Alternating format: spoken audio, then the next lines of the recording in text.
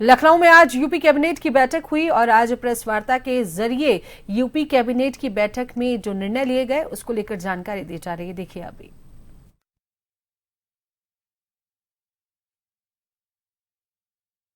दिया है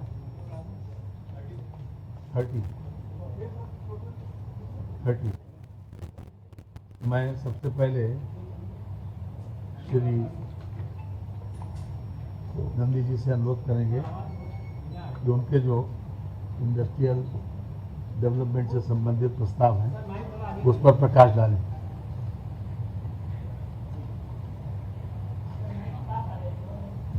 जी हाँ,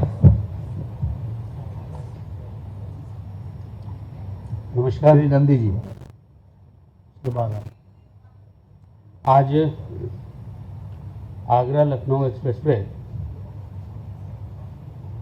और पूर्वांचल एक्सप्रेसवे के लखनऊ प्रयागराज NH3 NH30 तथा लखनऊ कानपुर NH27 आपस में जुड़ जाने से आगरा लखनऊ कानपुर प्रयागराज वाराणसी गाजीपुर के आवागमन को सुगम बनाए जाने हेतु लखनऊ महानगर को जाम से नो एंट्री जैसी समस्याओं से निजात के लिए 50 किलोमीटर लगभग 50 किलोमीटर 49.96 6 लेन का, जिसको बाद में 8 लेन का किया जा सकेगा, आगरा लखनऊ एक्सप्रेसवे को भलिया ग्राम चैनेज 294 से पूर्वांचल एक्सप्रेसवे के वे पहानसा ग्राम चैनेज 6 तक लिंक एक्सप्रेसवे बनाने की मंजूरी माननीय मंत्रिपरिषद द्वारा दी गई है, जिस पर 4,776 करोड़ रुपए का व्यय अनुमानित है। ये पहला प्रस्ताव है जी, लगभग 50 किलोमीटर 49.96 किलोमीटर। दूसरा प्रस्ताव है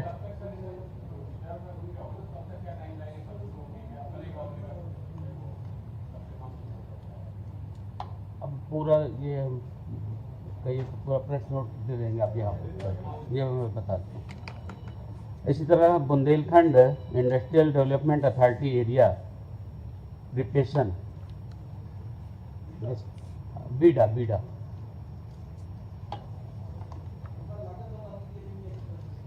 4,776 करोड़ रुपए।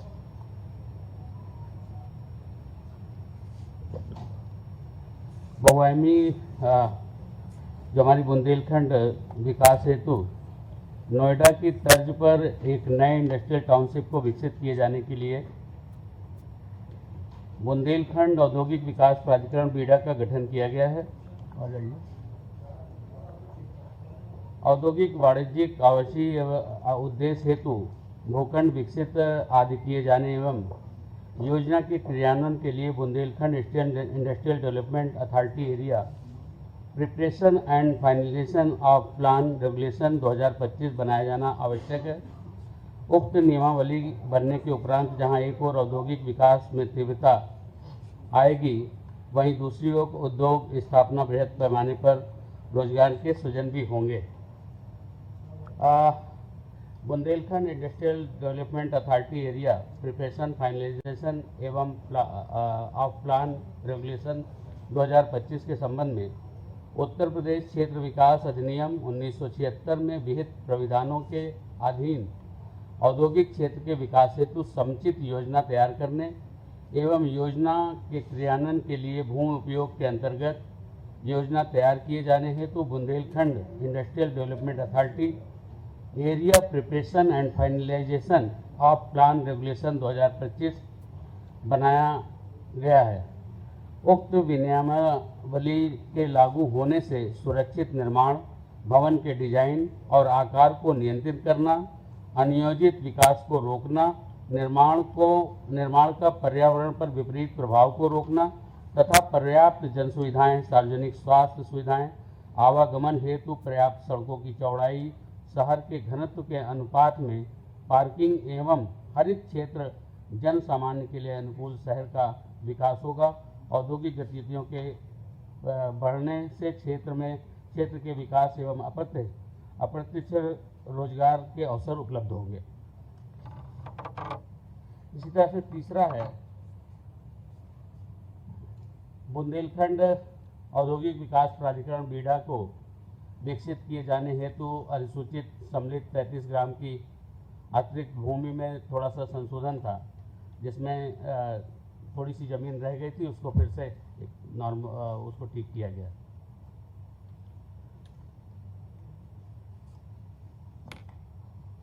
मत संख्या 4 था उत्तर प्रदेश राष्ट्रीय एवं अंतर्राष्ट्रीय स्तर पर प्रतिस्पर्धी निवेश के गंतव्य के रूप में स्थापित करने के लिए औद्योगिक निवेश एवं रोजगार प्रोत्साहन नीति अधिसूचित की गई है। इसके अंतर्गत वृहद रुपये 50 से 200 करोड़ मेगा, 200 से 500 करोड़ सुपर मेगा, 500 से 3000 करोड़ अल्ट्रा मेगा, 3000 करोड़ से अधिक की श्रेणी की औद्योगिक इकाइयों को विभिन्न प्रोत्साहन तथा यथा कैपिटल सब्सिडी, भूमि लागत सब्सिडी, नेट एसजीएसटी की प्रतिपूर्ति, प्लांट एवं मशीनरी पर किए गए शुल्क पर ब्याज की प्रतिपूर्ति, स्टाम्प शुल्क में छूट, इलेक्ट्रिसिटी में छूट, औद्योगिक अनुसंधान हेतु लिए गए ऋण पर ब्याज की प्रतिपूर्ति आदि प्रोत्साहन घोषित किए गए हैं, जिसमें अबाडा इलेक्ट्रो प्राइवेट लिमिटेड के 11,399 करोड़ में सेल सोलर की 6 private limited 8,000 crore, United beverage के 736 करोड़, अल्ट्राटेक सीमेंट के 717 करोड़ और आईडीबीबी रिसाइकलिंग ऑपरेशन के 460 करोड़ के प्रस्ताव को मंजूरी दी गई है। मैसेज अबाडा इलेक्ट्रो प्राइवेट लिमिटेड को ग्रेटर नोएडा में 2,02,350 वर्ग मीटर भूखंड के आवंटन पर 252.92 करोड़ की फ्रंट एंड लैंड सब्सिडी व अन्य इकाइयों को लेटर ऑफ कंफर्ट जारी किए जाने पर अनुमोदन प्रदान किया गया है। नहीं, क्या इन्वेस्टमेंट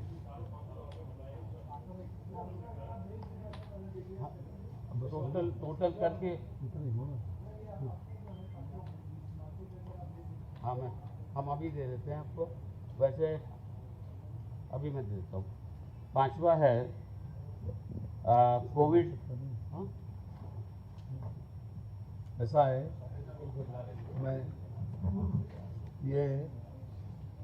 मैं श्री अनिल राजभर जी से अनुरोध करेंगे कि वो आज श्रम विभाग के 2 प्रस्ताव मंत्रिपरिषद के द्वारा अनुमोदित किए गए, उसके ऊपर अपनी बात रखें। आदरणीय श्री अनिल राजभर जी। नमस्कार। मैं सबसे पहले तो श्रद्धेय खन्ना जी ने आपको ये अवगत कराया कि श्रम और सेवा योजन विभाग की तरफ से 2 प्रस्ताव माननीय मंत्रिपरिषद के सामने प्रस्तुत किए गए और माननीय मंत्रिपरिषद ने दोनों प्रस्ताव को अनुमोदित किया है। उत्तर प्रदेश की सरकार का ये संकल्प है कि हर हाथ को काम मिले। मेरा सेवा योजन विभाग, आप सब लोग अवगत हैं कि अब से पहले हमारे जो अभ्यर्थी होते थे और जो सेवा योजक होते थे, उनके बीच में हम पुल का काम करते थे।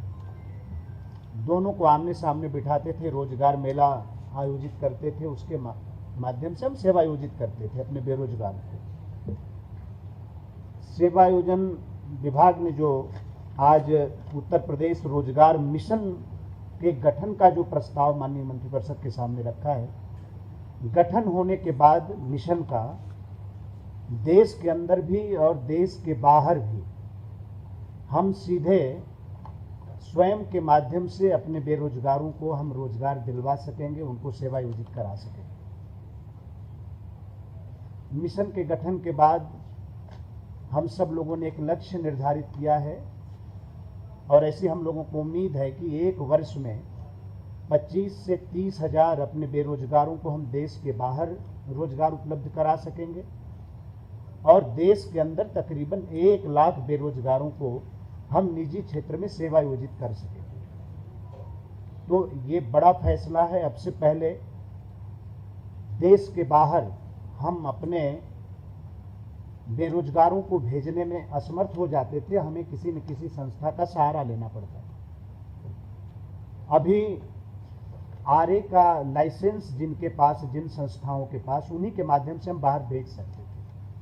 मिशन के गठन के बाद आरए का लाइसेंस हमें मिल जाएगा और उसके बाद हम सीधे देश के बाहर भी अपने बेरोजगारों को भेज सकेंगे। जिस तरह से दुनिया में हमारे मैन पावर की डिमांड हो रही है, खास तौर पे जैसे पैरामेडिकल स्टाफ हैं, नर्सिंग स्टाफ हैं, हमारे ड्राइवर हैं, हाउस गिवर हैं, हमारे श्रमिक हैं, कुशल श्रमिक हैं, उनकी डिमांड जिस तरह से दुनिया में बढ़ रही है, तो मिशन का गठन हमारे लिए अनिवार्य था। आज मिशन के गठन का प्रस्ताव हमने रखा और माननीय मंत्रिपरिषद ने उसको अनुमोदित किया है। आने वाले दिनों में मिशन का गठन हो जाएगा, फिर ये रास्ता हमारे लिए एक नया रास्ता खुलेगा। दूसरा, हमारे तरफ से जो प्रस्ताव आज हमारे विभाग की तरफ से रखा गया, हमारे जो महिला वर्कर हैं, कारखाना के सेक्टर में जो काम करती हैं, आप सब लोग अवगत हैं कि देश के अंदर 29 प्रकार के जो खतरनाक कारखाने हैं, वहाँ महिलाओं के काम करने पर प्रतिबंध था। जो थोड़ा कम खतरनाक हैं, ऐसे 12 प्रकार के कारखानों में काम करने की स्वतंत्रता थोड़ा दिन पहले मिली थी और पिछले दिसंबर में हमने 4 प्रकार के कारखानों में काम करने के लिए प्रतिबंध भी उत्तर प्रदेश की सरकार ने हटाया था। लेकिन आज तकनीकी का विस्तार हुआ है और महिला सशक्तिकरण के लक्ष्य के साथ उत्तर प्रदेश की सरकार काम कर रही है। तमाम हमारी इंडस्ट्री जो है उनके तरफ से भी डिमांड आ रही थी, हमारे जो श्रम संगठन हैं उनके तरफ से भी डिमांड आ रही थी। आप सब लोगों को मैं बताना चाहूँगा कि वर्तमान समय में 5% कारखानों में महिलाएं सिर्फ काम कर रही हैं और अगर हम नोएडा को अलग कर दें तो 1% के आंकड़े तक हम पहुंच रहे हैं। तो ये समय के साथ ये अनिवार्य था, इससे महिलाओं को के सशक्तिकरण का भी काम होगा। उत्तर प्रदेश की सरकार $1 ट्रिलियन इकोनॉमी लक्ष्य के साथ काम कर रही है, उसमें भी हमारी बहनें सहभागी बनेंगी। तो आज हम अपने नियमावली में संशोधन करने का प्रस्ताव माननीय मंत्रिपरिषद के सामने हमने रखा और उसको भी मंत्रिपरिषद ने अनुमोदित किया है। बहुत बहुत धन्यवाद। बहुत बहुत अब सभी के लिए खोल दिया है, 29 प्रकार के, हाँ, सबके लिए खोल दिया। बहुत बहुत धन्यवाद। हाँ, लिस्ट दे देंगे। तमाम शर्तों के साथ हम ये कर रहे हैं और कोई दबाव नहीं। हमारी बहनें भी स्वतंत्र हैं और सेवायोजक भी स्वतंत्र हैं, किसी प्रकार का कोई दबाव नहीं है। और तमाम शर्तों के साथ, उनके सेहत के साथ हमने शर्त जोड़ा है, हमने उनकी सुरक्षा को प्राथमिकता दिया, उनके सुरक्षा के साथ हमने तमाम शर्तों को लेकर तब इसको हम आगे बढ़ा, हम दे देंगे, उपलब्ध करा देंगे। बहुत बहुत धन्यवाद। आज जैसा कि मैंने प्रारंभ में कहा था, ये मंत्रिपरिषद के द्वारा जो मत संख्या 6 पर जो प्रस्ताव अनुमोदित किया गया है वो यह है, सूक्ष्म और लघु मध्यम उद्योग।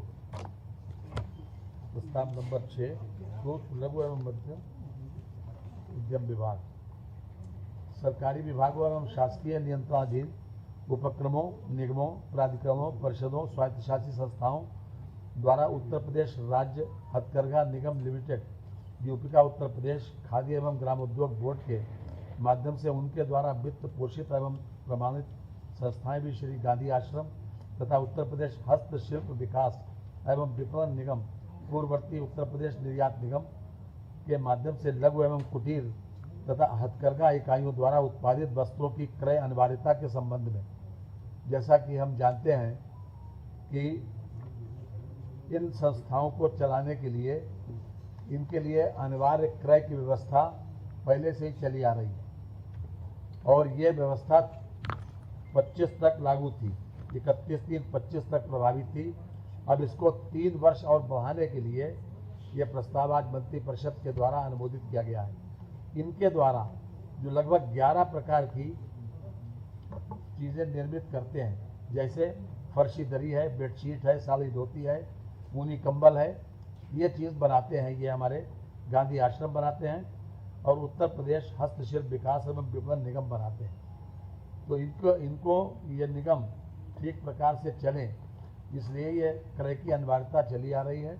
उसको 3 वर्ष बढ़ाने के लिए माननीय मंत्रिपरिषद के द्वारा आज अनुमोदित कर दिया गया।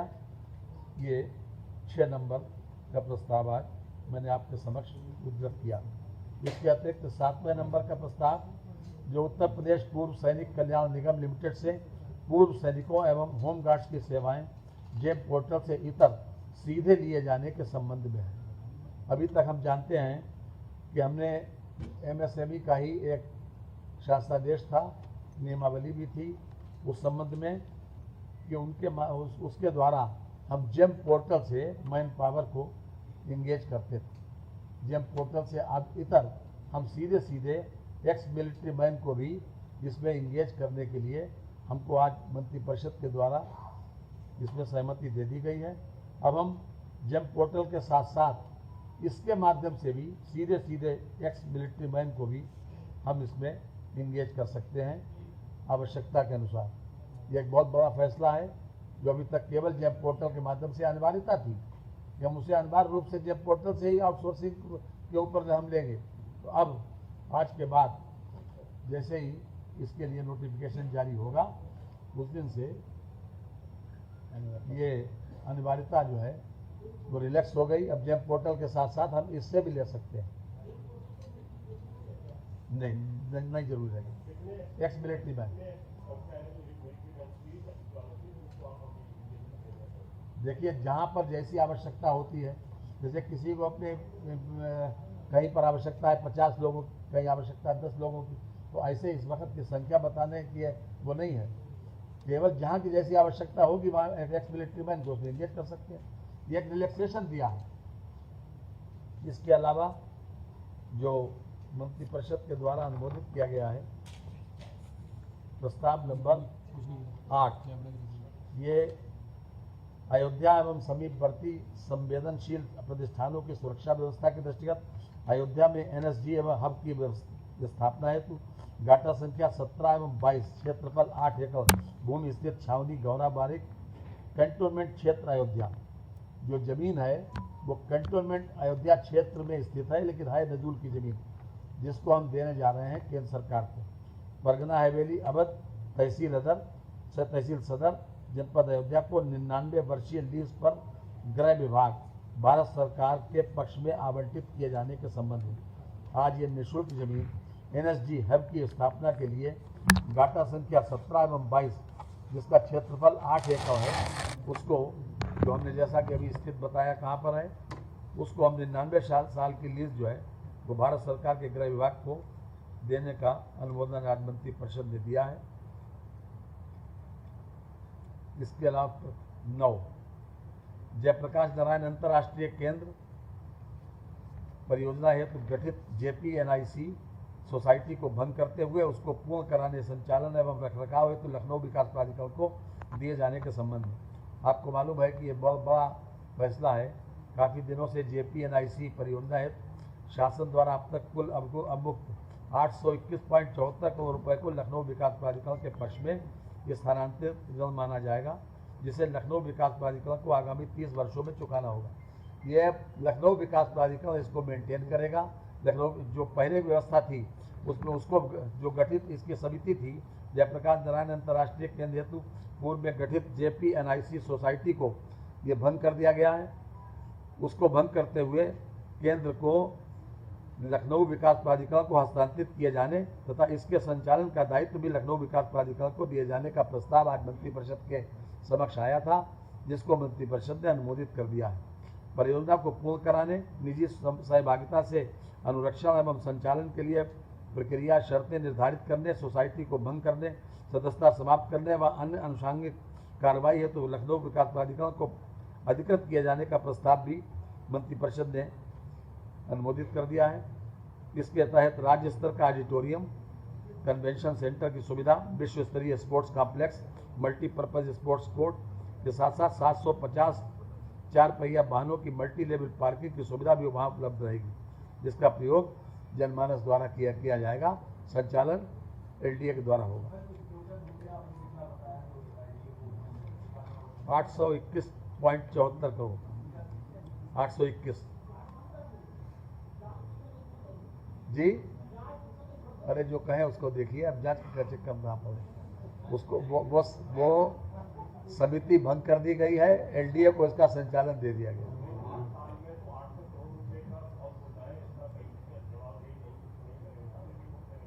देखिए ऐसा है, वो प्रक्रिया अलग से चल रही है। हमने जो आज उसकी व्यवस्था की बात करी है वो उसकी बात करी है।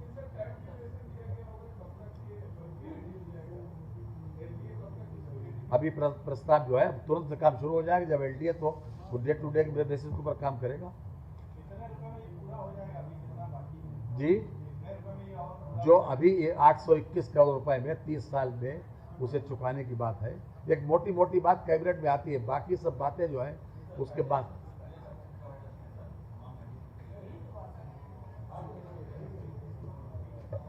अब उसका जो समिति अभी तक उसको देख रेख कर रही थी या उसका संचालन जो गठित हुई थी उसको भंग करके संचालन एलडीए को दे दिया गया।